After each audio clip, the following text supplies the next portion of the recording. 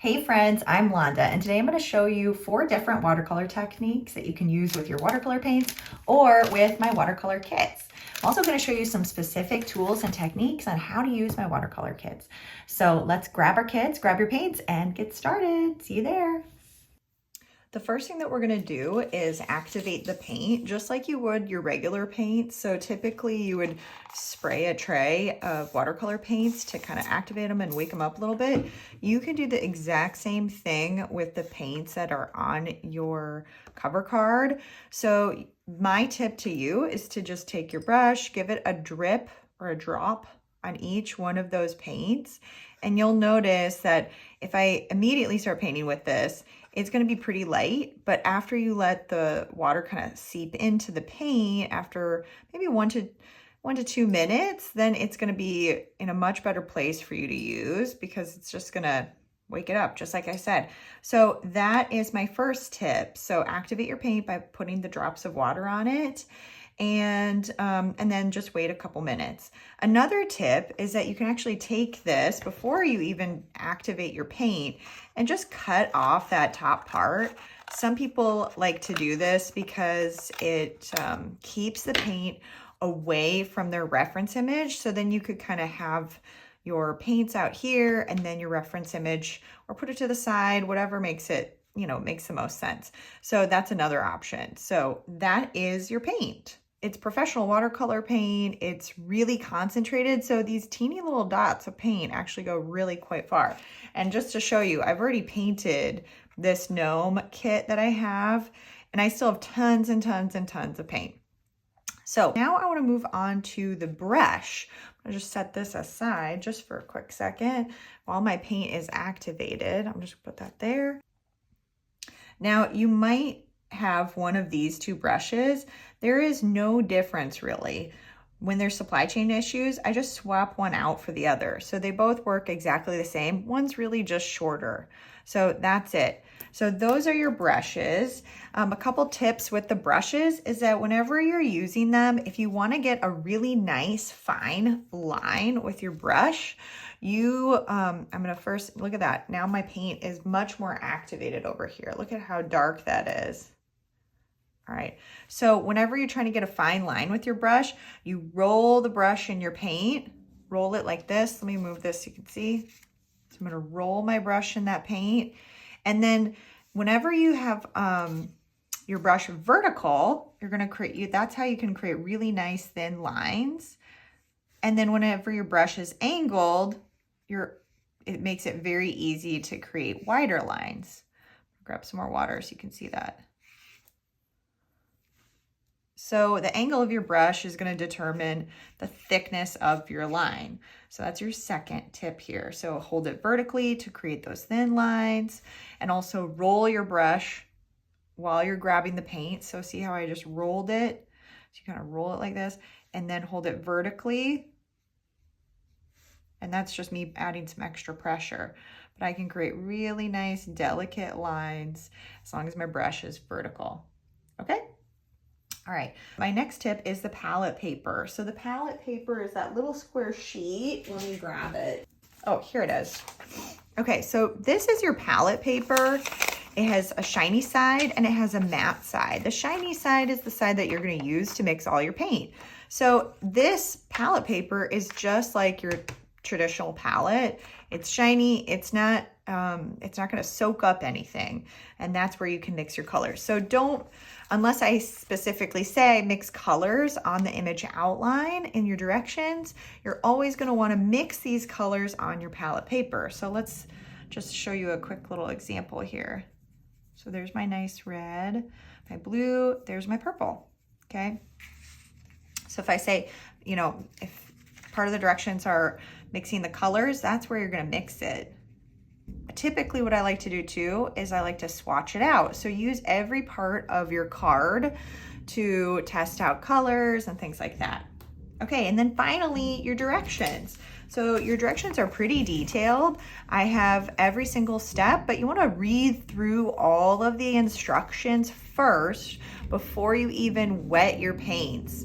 Because with watercolor, one of the things that happens is things dry. You don't really have time to paint something and then go back. It's like cooking, right? So if you're trying to cook something that's going to take 2 minutes to cook, you don't want to go back and read those directions in the middle. Otherwise, you're going to burn whatever it is that you're cooking. So it's the same thing with watercolor. So if you start something, sometimes I might say, wet the paper first, drop your first color in, and then the second set of directions is drop another color in. But if you wait too long, that first layer will be totally dry before you can even get to that second layer. Okay, you did it. You made it through all the materials. Now what we're gonna do is just go through some of the typical techniques that you might see in the kit. So let's see, so we have glazing and layering, lifting, the outline method, and wet into wet.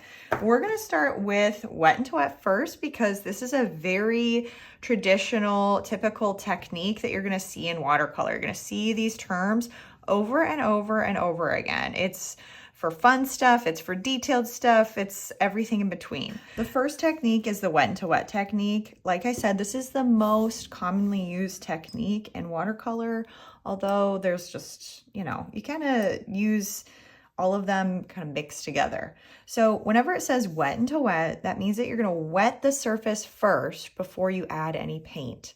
Now, sometimes I'll say tint your water or use dirty water to first wet the surface. That just helps you see where you're actually putting the water. So I'm going to first grab my water. My brush is totally loaded and I'm going to wet that area. Today for the wet into wet technique, we're going to do this lemon. And if I didn't mention already, one of the things that you also want to make sure that you have in front of you is just something to wipe your brush on.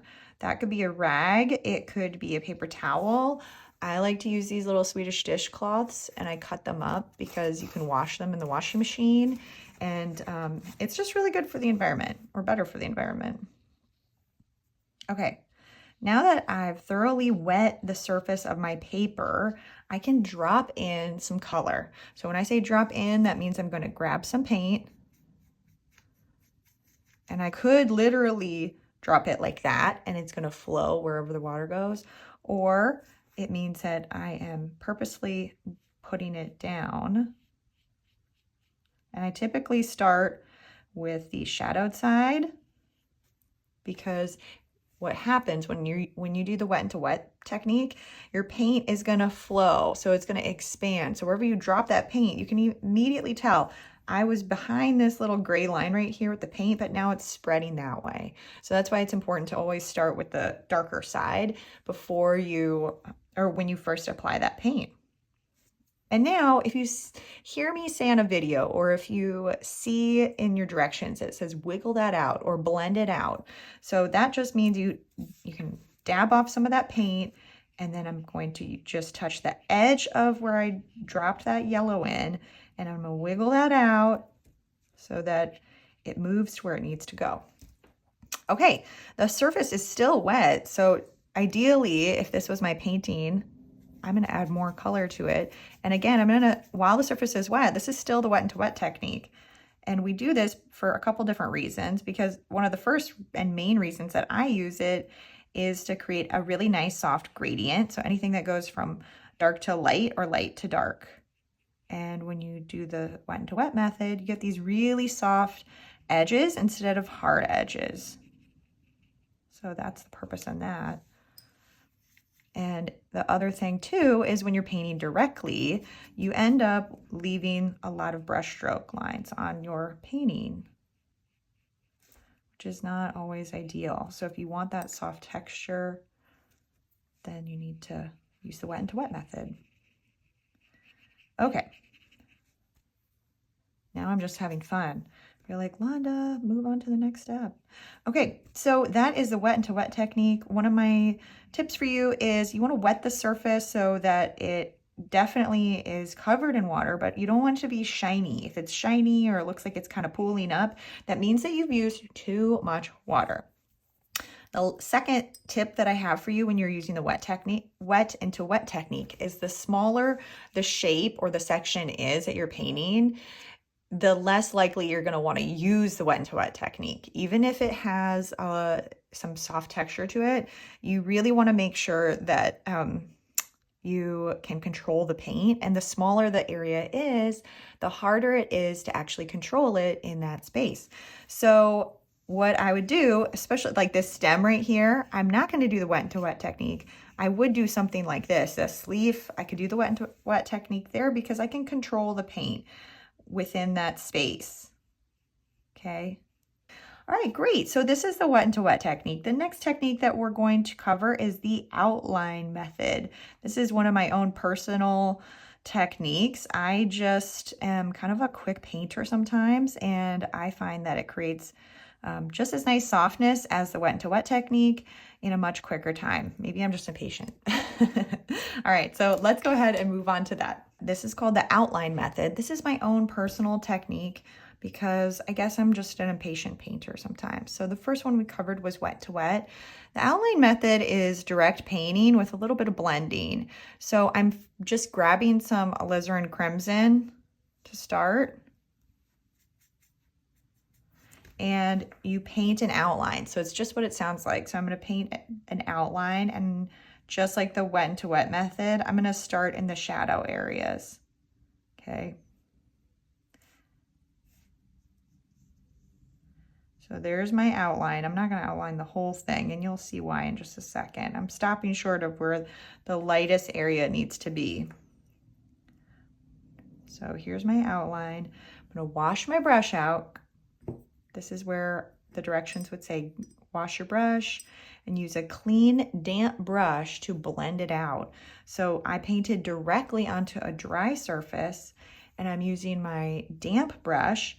I'm going to start in the lighter area and start to just paint the surface and then wiggle the line next to my outline. See how soft that is? And the reason you might do this in a painting versus the wet to wet technique is look at how sharp this contrast is. So it goes from really light to really dark super fast. Let's wiggle that a little bit more. Okay, so that is the outline method. Now the outline method, it also helps when you're working in a small area that needs to have that nice gradient that I mentioned before, but you just can't get in there. So let me show you one more time. And I will do this leaf, a tiny part of the top of the strawberry actually, and then you can really see what I'm talking about. So here's my paint. I'm going to do the outline method. I'm going to start in the darkest area. I'm only adding the paint in the dark bits. Wash my brush out. Let's see, I can't help myself. I have so much paint. I always worry about wasting paint. Okay, wash my brush out. I'm dabbing off the excess water. It should feel just damp. Okay, I just used all that water up. So you should still be able to see some water on your hand if you paint your hand with it. Start in the white area and then touch the paint. Do you see how now I can create a more controlled section, more controlled gradient? It also creates this really nice sharp contrast. So I love sharp contrast. There's just something really satisfying about painting things that way. That's just me. If you want it a little bit more subtle, then layer up. Which leads me to the next method, the next technique, which is the glazing and layering method. So let's go ahead and move on to that. Glazing is the same thing as layering. Glazing is a technical term in watercolor to talk about layers where you're painting wet paint on a dry surface. So anytime you're glazing, it means that there's already paint on the surface and you're just adding thin, kind of almost transparent layers of paint to build up. I like to compare this to tinted or colored glass. So if you had one sheet of maybe red glass or red tinted glass, maybe the first layer would look actually kind of pink, and then the more glass that you layer up, the darker it's going to look when it's all stacked together. So just imagine it just like that. So glazing is they are these thin transparent layers that you build up to create value or darkness or lightness of a color. So that's what we're going to do right here. So whenever you do glazing, just like I said before, you are working with something that is already painted. So now that the stem of this mushroom is dry, I can do some more glazing. So I'm going to take my brush, I'm going to grab some more paint. Now the trick with glazing is that you don't want a drippy brush. If your paintbrush feels really loaded with paint, what that ends up doing sometimes is it will create cauliflowering. So it means that there's too much water on a dry surface with paint, and then it creates these little edges around where the water spreads. And I'm not going to do that on purpose for you, but I'm sure that you could just, you probably find another video, or maybe I'll make a video on what that is and what it looks like and how to identify it. But just a trick, just to show you here. So if you can create nice thin lines where you don't see a lot of sheen, and you also don't see any areas where when you lift the brush, if you see kind of a little puddle, that means that you have the right amount of paint for glazing. So it shouldn't be super dry like that. It should have a little bit more moisture in it, but you don't want to leave puddles of water on it. Once I have that paint, and you can also tell too from my swatches right here that it's darker than this first layer, but it's not super duper duper dark. So to do glazing, again, it's those thin transparent layers. So now I get to add some fun detail. And sometimes what I'll do with a glazing layer is I'll paint a little, and then if you want to blend that out, you just wipe your brush off, don't wet it, and then you wiggle that edge, and then you dab off the paint and you wiggle that edge. So these are those main techniques, and you can see my brush is starting to get a little dry. So that actually is kind of nice. I'm gonna use that to my advantage here. Now, the cool part about glazing is it's already dry. It's so thin and light that I can just keep layering up.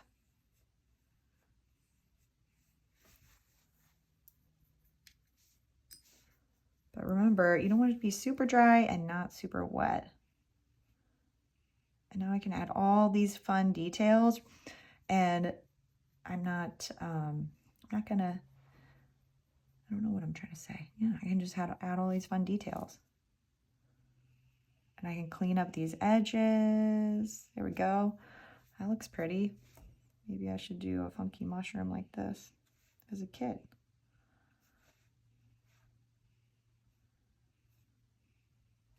Remember that tip that I shared earlier? When you are trying to make really fine, thin lines, you can see my brush will start to go like this.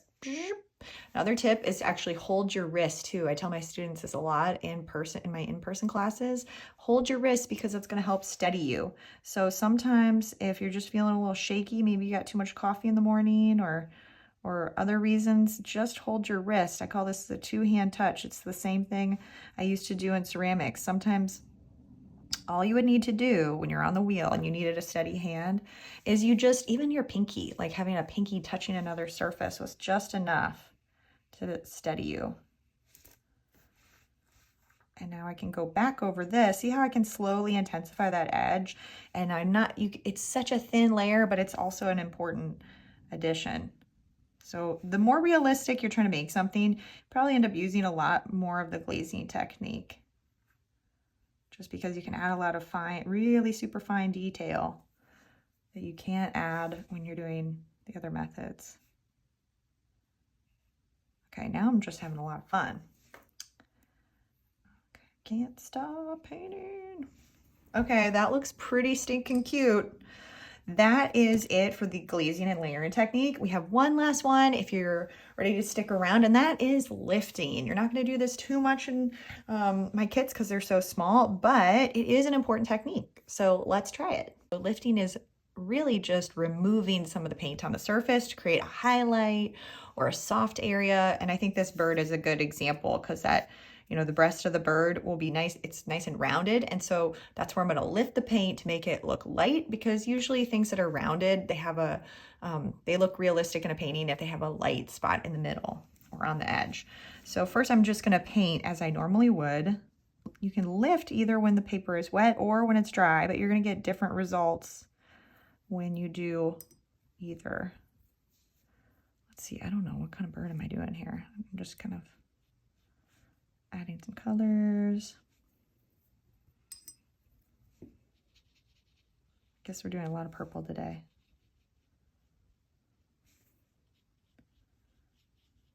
Okay, so let's say you have a bird or something rounded that you're painting, and it says to lift the paint. You can do that two ways. You can use your paintbrush, or you can use a paper towel. So if you use a paper towel, it's going to lift more of it, and the paint won't settle back into its spot. And you're gonna lift it. I'm showing you lifting when it's wet. So if I lift when it's wet, and I use something like a paper towel, this is something that you would do for maybe clouds. And it's kind of like just a little blotting. You see how soft that is? Very soft.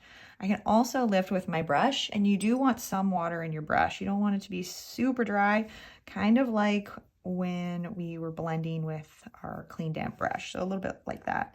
So you just kind of use this like a sponge, and then you dab it off. So I'm gonna try to show you.